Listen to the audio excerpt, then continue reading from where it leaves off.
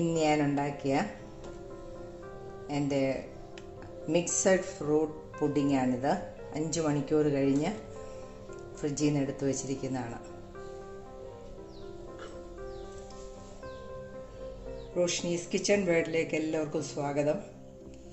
ഇന്ന് ഞാൻ ഒരു മിക്സഡ് ഫ്രൂട്ട് പുഡിങ്ങാണ് ഉണ്ടാക്കുന്നത്. അതിനായിട്ട് എൻ്റെ കയ്യിലുണ്ടായിരുന്നത് 1 കപ്പ് പഴുത്ത മാങ്ങ എടുത്തത്, 1 കപ്പ് പൈനാപ്പിള്, 1 കപ്പ് വാട്ടർമെലൺ, കുറച്ച് ട്യൂട്ടി ഫ്രൂട്ടി, കുറച്ച് ഡെക്കറേഷന് വേണ്ടി വിളയിച്ച ചെറി. ഇത്രയുമാണ് ഇനി ഞാൻ മിക്സഡ് ഫ്രൂട്ട് പുഡിങ്ങിന് വേണ്ടി എടുത്ത ഫ്രൂട്ട്സ്. ഇത് നമുക്ക് ആദ്യം കുറച്ച് പഞ്ചസാരയിലോട്ട് ഇട്ട് വെക്കാം.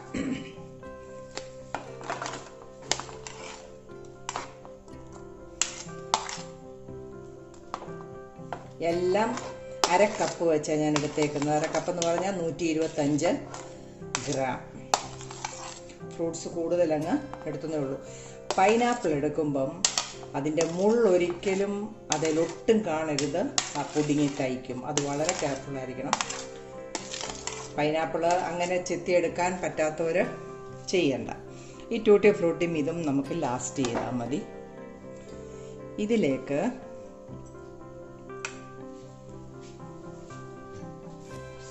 നമുക്ക് ഒരു 2 ടേബിൾ സ്പൂൺ പഞ്ചസാരയിട്ട് നല്ലതുപോലെ ഇളക്കി വെക്കണം. ഞാൻ വാട്ടർമെലൺ എടുത്തത് കളർഫുള്ളായിട്ട് പുഡിങ്ങിനിരിക്കും, അതുകൊണ്ടാണ് ഞാൻ വാട്ടർമെലൺ എടുത്തത്. ഇതവിടെ പഞ്ചസാരയിലിരിക്കട്ടെ. പുഡിങ്ങിന് ഈ പാത്രമാണ് എടുത്തിരിക്കുന്നത്. അതിന് വേണ്ടത്, ഞാനൊരു 6 കഷ്ണം ബ്രെഡ് സൈഡെല്ലാം കട്ട് ചെയ്ത് ഇങ്ങനെ സ്ക്വയർ പീസാക്കി എടുത്തിട്ടുണ്ട്. 1 കപ്പ് പാല് ഞാൻ ഒരു 2 ടേബിൾ സ്പൂൺ പഞ്ചസാര ഇട്ട് വെച്ചിരിക്കുകയാണ്. ഇതിൽ മുക്കി വേണം നമുക്കിതിനകത്ത് ഇത് ലെയറായിട്ട് വെക്കാനായിട്ട്. അപ്പോൾ പഞ്ചസാര ഞാനൊന്ന് അലിയാൻ വേണ്ടിയാണ് നേരത്തെ ഇട്ടേക്കുന്നത്. ഒരു 2 ടേബിൾ സ്പൂൺ പഞ്ചസാര 1 കപ്പ്, അതായത് 250 ml പാലിനകത്ത് മിക്സ് ചെയ്യാനായിട്ട് നേരത്തെ വെച്ചിരുന്നതാണ്. ഞാൻ തന്നെ ഉണ്ടാക്കിയെടുത്ത ഒരു വിപ്പിംഗ് ക്രീമാണിത്. അത് ഞാൻ പിന്നെ വേറൊരു വീഡിയോ ഇട്ടോളാം. അതായത് ഈ വിപ്പിംഗ് ക്രീം 2 മുട്ടയുടെ വെള്ള, ഒരു 1/2 ലൈം പകുതി എടുത്തത്, ശകലം സോൾട്ട്, പഞ്ചസാര ഒരു 1/2 കപ്പ്. ഇതിട്ട് ഞാൻ ബീറ്റർ കൊണ്ട് നല്ലതുപോലെ എടുത്തതാണ് ഈ വിപ്പിംഗ് ക്രീം. ഈ പരുവത്തിലാണ് ഇതെല്ലാം ഞാൻ ഉണ്ടാക്കിയെടുത്തത് കൊണ്ട് ഈ പുഡിങ് നല്ല ടേസ്റ്റി ആയിരിക്കും. നമുക്ക് ഈ ബ്രെഡ് ഓരോന്നിരി മുക്കി ഈ പാത്രത്തിലേക്ക് ലെയർ ചെയ്യാം.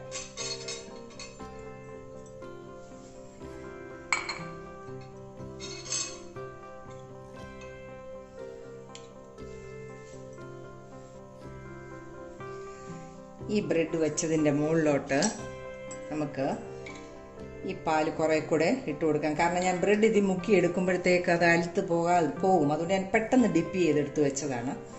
അതുകൊണ്ട് ഞാൻ അങ്ങനെ ഇതിൻ്റെ മുകളിലോട്ട് ഈ പാല് കുറേ കൂടെ ഒഴിക്കുമ്പോൾ ഇത് നല്ലപോലെ കുതിരും. ഇതിൻ്റെ മുകളിലേക്ക് ഈ വിപ്പിംഗ് ക്രീം ലെയർ ചെയ്യുക.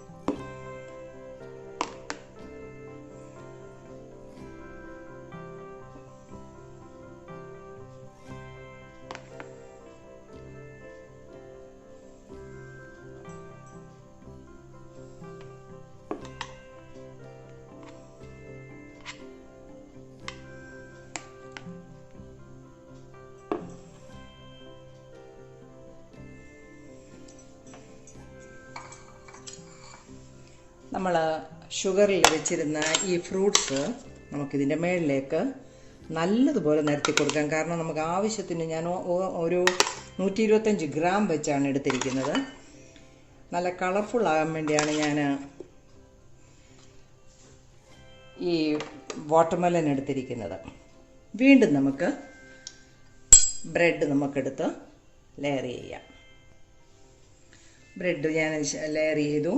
അതിൻ്റെ മുകളിലേക്ക് പാല് ഡിപ്പ് ചെയ്തതാണ്, എന്നാലും നമുക്ക് കുറച്ചുകൂടെ അത് കുതിർന്നിരിക്കാൻ വേണ്ടി പാൽ അതിൻ്റെ മുകളിലോട്ട് ഒഴിക്കുകയാണ്. അപ്പം 1/2 കപ്പ് പാലും ഏതാണ്ട് ഇതിനകത്തോട്ട് ഒഴിച്ചു കഴിഞ്ഞു. വീണ്ടും ഇതിൻ്റെ മുകളിലേക്ക് ഈ വിപ്പിംഗ് ക്രീം ഞാൻ ലെയർ ചെയ്യുകയാണ്.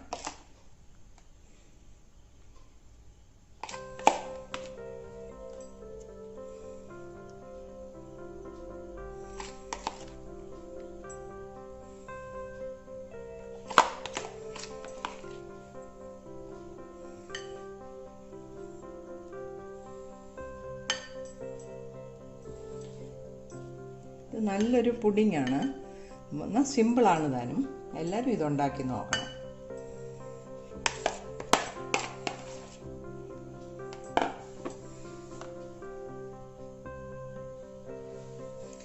നമ്മൾ ആ ക്രീം ഇതിൻ്റെ മുകളിലേക്ക് ലെയറായിട്ട് അതും ചെയ്തു. ബാക്കിയുള്ള ഫ്രൂട്ട്സ് നമുക്ക് വീണ്ടും ഇത് മുകളിലിട്ട് കൊടുക്കാം.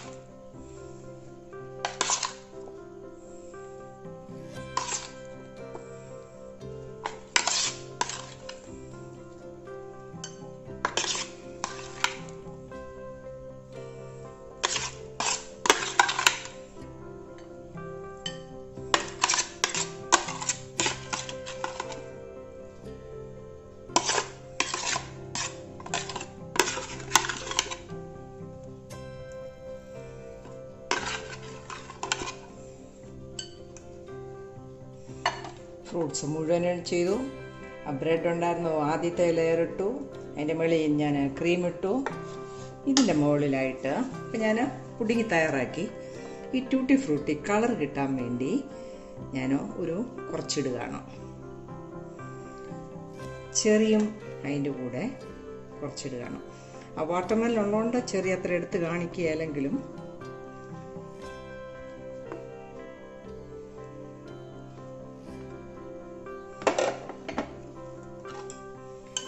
ഞാൻ പുഡിങ് സെറ്റ് ചെയ്ത് വെച്ചു.